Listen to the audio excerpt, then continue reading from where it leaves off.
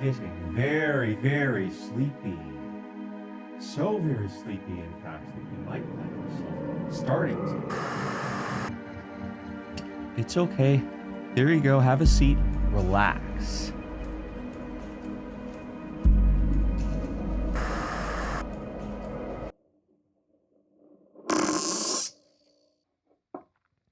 Now, hypnosis is probably a timeless concept. As long as there have been people, there have probably been people hypnotizing people.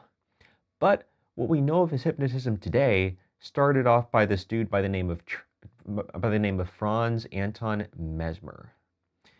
I don't know if that name sounds familiar, but that's actually where we get the word mesmerize. Mesmerize. Now, Mesmer, this was back in the days when medicine was more barbaric. Physicians would bleed people or electrically shock them in order to try to heal them. Mesmer was considered a controversial figure for his gentle form of healing, where he would run magnets along people, thinking that this was healing them of their ailments. What he didn't know, though, was that the effects of this healing practice that he called animal magnetism, well, it was actually a very rudimentary form of hypnosis. Mesmer was hypnotizing the patients, and he didn't know it, but the magnets were really just a prop here.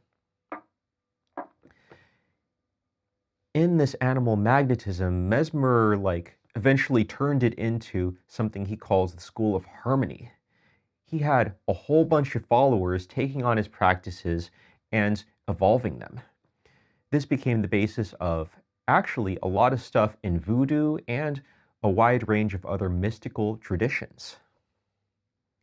Now, hypnosis has had its ups and downs historically. Nowadays, hypnosis has been relegated to stuff like stage magic and the same alternative medicine ecosystem as things like acupuncture. But there's still a lot of mystique in pop culture surrounding hypnosis. The pop culture myth is that hypnosis is basically mind control magic. But I think that can be dismissed pretty quickly. It's never magic. Along with the successes of science, there's stuff like world-class magician James Randi and his $1 million bounty, basically offering $1 million to anyone who can demonstrate a genuine psychic feat.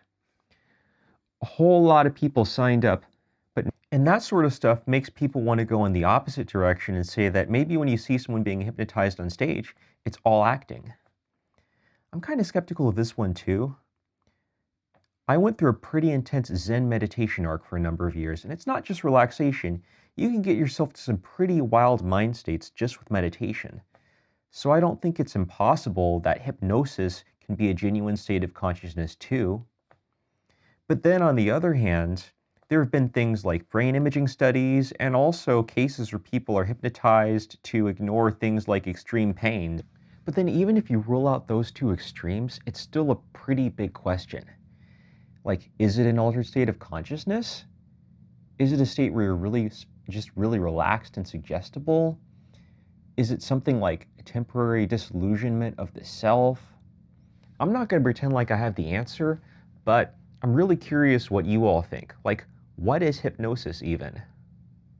So very sleepy that you might find your hands drifting over to the like button. And maybe the subscribe button.